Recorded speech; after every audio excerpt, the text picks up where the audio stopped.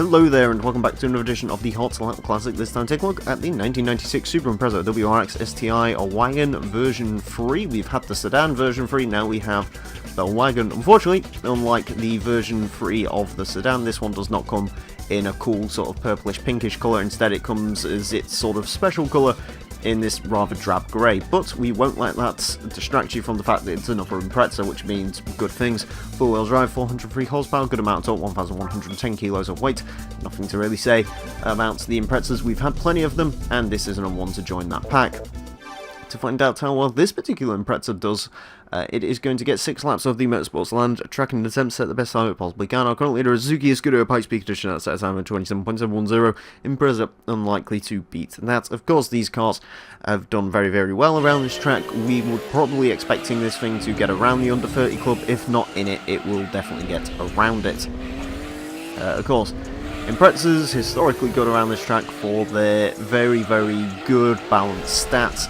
Not quite as quick as the Evos. The Evos do seem to have a little bit of the edge, but again, as discussed, we haven't had any Evo 6s around the track yet, so those are yet to come. I'm really tempted, to be honest with you, I know this sounds cool, I'm really tempted to leave the Evo 6s until after I've covered all the other Evos, because there's the Evo 2, Evo 3 and Evo 4 in this game.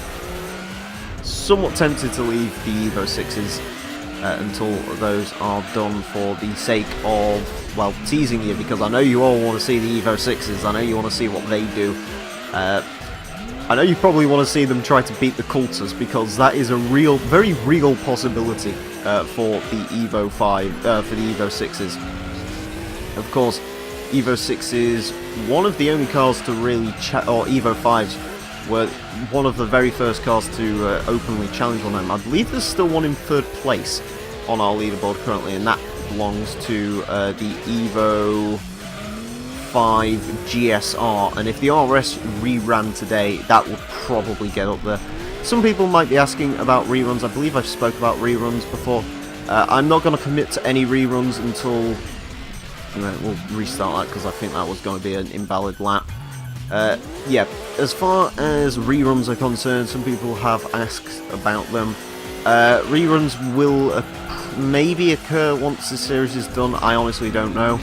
I've spoke about this before, I think. Realistically speaking, if I continue on my pattern of 1 a week, and that's not even factoring the stoppages, this should end some point next year.